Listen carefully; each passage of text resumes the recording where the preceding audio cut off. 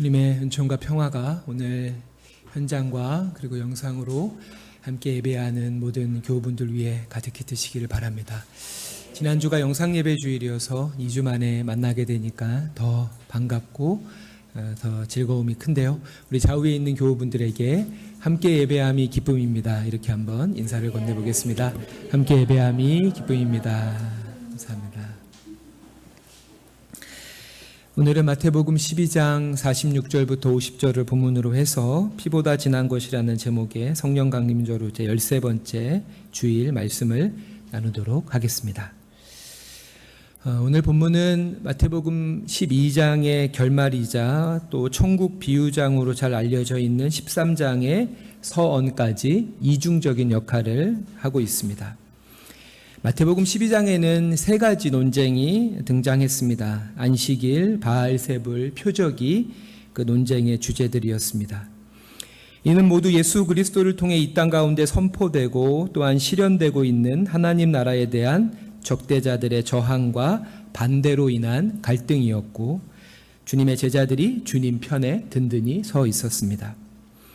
그렇게 오늘의 본문은 주님과 함께 하나님 나라를 위해 분투하는 제자들을 향한 위로임과 동시에 하나님 나라가 무엇인지를 더욱더 선명히 드러내주기 위해서 13장에 등장할 천국 비유의 마중물로 우리 앞에 제시되고 있습니다. 이러한 전체적인 맥락 안에서 오늘의 본문 안으로 들어가 보도록 합시다. 46절, 47절을 제가 다시 한번 읽도록 하겠습니다. 예수께서 무리에게 말씀하실 때에 그의 어머니와 동생들이 예수께 말하려고 밖에 섰더니 한 사람이 예수께 여짜오되 보소서 당신의 어머니와 동생들이 당신께 말하려고 밖에 서 있나이다 하니. 아멘. 예수님과 종교 지도자들의 논쟁이 마무리되어 갈 때쯤 나사렛에서 온 가족들이 주님을 만나고자 합니다. 50절의 말씀으로 미루어 볼 때 이들은 예수의 어머니 마리아와 형제 자매들로 적어도 3명 이상으로 보입니다.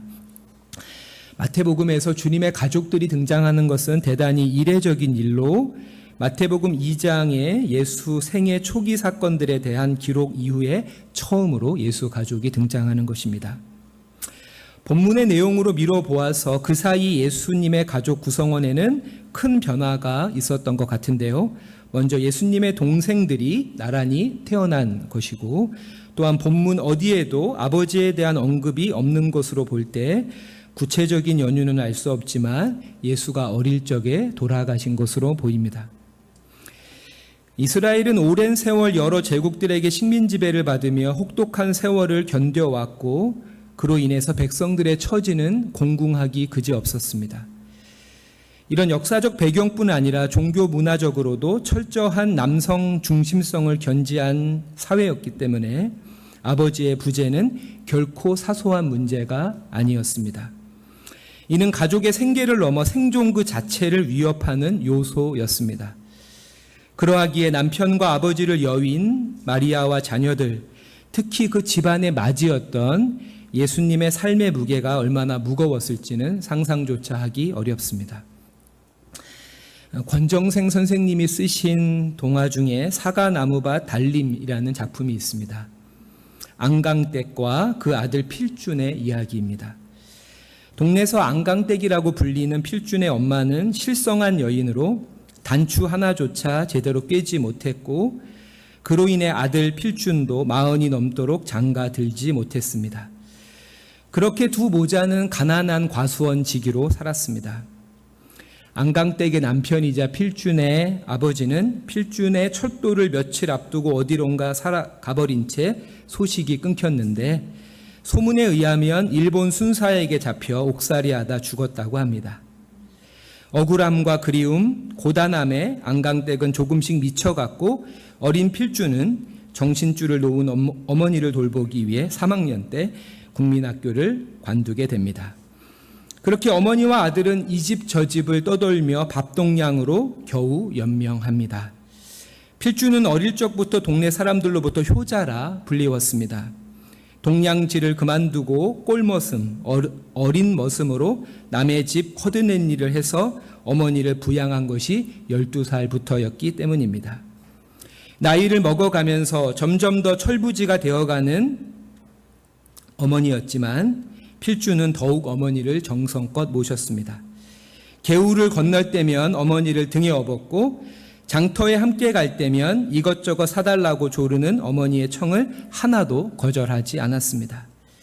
그렇게 필주는 가난했지만 작은 사과나무밭 외딴 집에서 어머니와 살아가는 것이 더없이 행복했습니다. 어느 날 저녁, 마루에서 모자가 저녁을 먹다 말고 누가 먼저 보았는지 동산에 훤히 솟아오른 보름달을 보았습니다. 안강댁은 필준아, 저것 봐, 달님이 뜨는구나, 얼마나 잘생겼니 라며 어디서 힘이 났는지 숟가락을 놓고는 아들 필준을 안아 일으켰습니다. 그렇게 두 사람은 마루 끝에 서서 서로의 어깨를 꼭 잡고 둥근 달님을 바라보았습니다. 다시 안강댁이 필준에게 말합니다. 저건 바로 너희 아버지 얼굴이야. 집을 나간 뒤 한 번도 돌아오지 않은 미운 아버지이지만 그래도 저건 너희 아버지 얼굴이야. 갑작스레 사라져 돌아오지 않는 아버지로 인해 평생을 고단하게 살아온 안강댁과 필준이지만 이를 원망이 아닌 그리움으로 치환해 혹독한 삶을 견디고 감내할 뿐 아니라 모자가 서로를 더욱 애틋하게 보듬게 되었다는 이야기입니다. 그렇게 예수와 가족들에게도 아버지의 부재라는 근원적인 결핍은 삶을 짓누르는 과중한 짐이기도 했지만 동시에 가족 간의 유대를 더욱 끈끈이 이어줄 뿐 아니라 비슷한 처지 아래 살아가는 타자의 아픔에 공감하게 하고 더 나아가 그들의 시선을 하늘 아버지에게로 향하게 하면서 삶을 비약시키는 디딤돌이 된 것은 아닐까요? 이처럼 생의 결핍은 영원한 상실이 아니라 인생을 새로운 차원으로 끌어올려주는 쥐렛대가 되기도 합니다. 우리도 마주하는 삶의 크고 작은 결핍과 한계들을 통해 이웃의 아픔에 또한 신의 성품에 참여하게 되길 바랍니다. 그렇다면 왜 모친 마리아와 동생들은 나사렛에서 가버나움에까지 예수를 찾아온 것일까요? 아들인 또 형과 오빠인 예수에게 전하려고 했던 말은 무엇일까요? 이에 대해서 오늘 마태복음이 아니라 마가복음에서는 이들의 방문 의도에 대해 대단히 부정적으로 기록하고 있습니다. 마가복음 3장 21절인데요. 예수의 친족들이 듣고 그를 붙들러 나오니 이는 그가 미쳤다 하밀러라. 이는 바알세불 논쟁과 관련해서 독자들로 하여금 예수의 가족들 역시 서기관과 바리새인의 편에서 이 사건을 바라보고 있는 것 같은 강한 인상을 갖게끔 합니다. 그래서일까요? 마태는 의도적으로 이 사실을 누락시키고 있습니다. 이는 친족의 입장과 가족의 입장을 분리시키려는 것으로 가족의 방문 동기뿐 아니라 이어지는 주님의 말씀을 왜곡시킬 만한 요소들을 차단하는 것이 아닌가 생각이 됩니다. 48절과 49절입니다. 말하던 사람에게 대답하여 이르시되 누가 내 어머니이며 내 동생들이냐 하시고 손을 내밀어 제자들을 가리켜 이르시되 나의 어머니와 나의 동생들을 보라. 아멘. 마태의 초점은 하나님의 나라를 정의함에 있어 기존의 혈연 중심의 가족을 부정하는 방식이 아니라 과거 아버지의 부재 상황을 함께 견뎠던 예수의 가족과 마찬가지로 하나님 나라를 세워가는 과정에서 마주하는 박해와 고난을 함께 견디고 있는 제자들까지 그 가족의 범주 안에 포함시킴으로써 가족의 정의와 그 외연을 확장하는 데 있다 할 수 있습니다. 여기서 중요한 점은 주님은 결코 가족과 신앙 공동체, 교회를 상호 배제의 관계로 인식하지 않으셨다는 사실입니다. 물론 마태복음 10장의 말씀처럼 가족에 대한 대단히 부정적인 입장을 피력하시는 것도 사실이지만 그 말씀은 임박한 종말을 상수로 한 의도적 긴장으로 보아야 할 것입니다. 실제로 예수님의 공생의 첫 기적은 가나의 한 혼인잔치에서 물을 포도주로 변화시킨 것으로 결혼과 가정에 대한 축복으로 시작되었습니다. 또한 고르반이라는 사람의 전통을 자기 변명의 수단 삼아 부모를 공경하라는 5계명을 외면하는 이들을 맹렬히 책망하기도 하셨습니다. 그뿐 아니라 이혼에 대한 당시의 손쉬운 관행에도 제동을 거셨고, 십자가에 못 박힌 채 생사의 기로에 선 순간조차 애제자 요한에게 모친 마리아를 부탁하실 만큼 아들된 책임을 끝까지 다하려고 애쓰셨습니다. 1940년 로제 수사가 프랑스 브로고뉴 지방의 한 작은 마을에서 에큐메니컬 수도회를 시작합니다. 이 수도회는 마을의 이름을 따서 떼제 수도회라 불리웁니다. 그렇게 지금까지 매주 전 세계에서 수천 명의 젊은이들이 신앙의 신비를 찾아 또 자신의 영혼을 조율키 위해서 이곳을 향해 순례의 걸음을 내딛고 있습니다. 이곳 떼제의 한국인 첫 수사로 십수년 전에 저희 교회를 찾아주시기도 하셨던 신한열 수사님이 쓰신 함께 걷는 함께 사는 기적이라는 책의 한 대목입니다. 저자는 수도회에 입회하는 일에 있어서 구남매의 막내로 자신을 40에 낳은 연로하신 어머니와 아버지를 두고 먼 나라에 가서 사는 것이 인간적으로 유일하게 힘든 일이었다고 고백을 합니다. 그렇게 떼제의 수사로 전 세계의 젊은이들을 섬기면서도 고국에 계신 부모님에 대한 그리움과 죄송함을 떨쳐버릴 수 없었을 때 미국인 동료 수사의 어머니가 떼제에 와서 잠시 머물렀다고 합니다. 마침 미국인 수사가 급한 일로 자신의 어머니를 잠시 이 한열 수사에게, 저자에게 부탁하고, 그렇게 동료 수사의 어머니와 이 신한열 수사가 둘이서 식사를 할 때 그의 노모가 이런 말을 했다고 합니다. 그 아이가 오래전 프랑스에 가서 수사가 되었을 때 나는 아들 하나를 잃은 것 같았어. 그런데 나중에 보니 70명의 아들을 더 얻은 셈이지 뭐야. 이처럼 이 말씀은 혈연 중심의 가족과 단호히 절연하고 새롭게 영적 가족과 연결되어야 한다는 말씀이 아닙니다. 가족과 교회는 모두 하나님께서 그의 뜻과 나라를 이 땅 위에 나타내기 위해서 세우신 공동체로서 이 공동의 목표를 위해 서로 협력하는 상호 부조의 관계에 있습니다. 그렇게 교회는 가정이 그 폐쇄성을 극복하고 환대의 열린 공동체를 지향할 수 있도록 도와야 하며, 반대로 가정은 교회가 위계적 조직 문화에 경도돼 친밀한 사귐을 상실하지 않도록 해주어야 합니다. 그렇게 가정과 교회는 앞서거니 뒤서거니 하며 하나님 나라를 향한 행진의 동반자로 함께 존재해야 할 것입니다. 마지막으로 50절인데요. 우리 같이 한번 50절을 읽도록 하겠습니다. 시작. 누구든지 하늘에 계신 내 아버지의 뜻대로 하는 자가 내 형제요 자매요 어머니이니라 하시더라. 아멘. 이 50절의 말씀에는 두 가지의 주안점이 있다고 생각이 됩니다. 먼저는 하나님의 가족이 되는 길이 하나님과 그 뜻에 대한 믿음에 있는 것이 아니라 하늘에 계신 내 아버지의 뜻대로 하는, 즉 행함에 있다라고 말하고 있습니다. 다른 하나는 하나님의 가족의 자매와 어머니와 같이 여성들을 엄연히 포함시키고 있다는 사실입니다.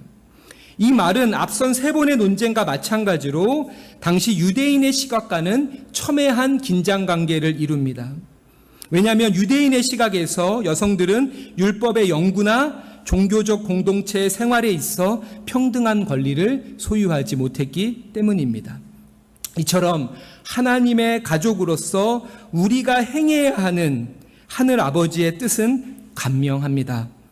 유대 사회의 여성과 같이 오늘날에도 여전히 차별과 무시 가운데 살아가는 이들을 나와 전혀 무관한 이들로 여기지 않고 그들의 눈물과 고통에 연대함으로 그들을 나의 이웃으로, 형제와 자매, 어머니로, 가족으로 맞이하라는 것입니다. 말씀을 마무리하도록 하겠습니다. 피는 물보다 진하다라는 말을 여러분들 잘 아시죠? 영미권에서 사용되는 격언으로 가족의 유대감이 다른 관계들보다 우선한다는 뜻입니다. 하지만 이 말은 12세기 독일 속담에서 유래했는데요. 그 독일 속담은 이러합니다. 개약의 피는 자궁의 물보다 진하다. 이 말이 시간이 지나면서 피는 물보다 진하다로 바뀌었다고 합니다. 물론 피가 물보다 진하듯 혈연으로 이어진 가족은 대단히 중요합니다. 하지만 그것이 전부일 때 우리 역시 서기관과 바리새인들처럼 이웃의 고통에는 둔감하고 자신의 욕망에만 민감한, 그렇게 내 삶에서 타인을 끊임없이 배제하는 배타주의의 덫에 걸려들게 됩니다. 그러한 사람을 어찌 만유의 아버지이신 하나님의 가족이라 할 수 있겠습니까? 주님은 우리에게 기도를 가르쳐 주시면서 언제나 하늘에 계신 우리 아버지라는 말로 기도를 시작하라고 명하셨습니다. 그렇게 하나님을 우리 아버지로 모신 자는 성령을 통해 그리스도의 몸의 지체가 되며 그리스도의 몸된 교회 안에서 고통 가운데 있는 이들을 형제와 자매로, 가족으로 맞아들이는 데까지 나아가야 할 것입니다. 그렇게 그리스도의 몸의 그 품을 더욱 넓게 함으로 지금 여기에서 하나님 나라의 그 풍성한 기업을 맛보며 또 상속받는 저와 여러분이 되시길 주님의 이름으로 축원합니다. 아멘. 기도하겠습니다. 자비로우신 아버지 하나님, 아침과 밤으로 선선해진 더없이 반가운 이 계절에 주님을 사랑하고 또 서로를 귀히 여기는 지체들이 한자리에 모여 주님을 예배합니다. 우리의 예배를 받아주시되 이것이 단지 의례뿐인 예배가 되지 않게 하시고 우리가 기억하고 또 바라보는 십자가를 지신 예수님과 같이 자기를 희생해 타자를 포용하는 자리에까지 이르게 하소서. 그러게 고통받는 이웃과 함께 흘리는 피보다 진한 눈물이 우리가 하나님의 자녀임을 입증하고 하나님의 가족됨을 드러내는 살아있는 징표가 되게 하소서. 우리의 아픔과 고통 가운데 함께 하시는 예수 그리스도의 이름으로 기도드립니다. 아멘.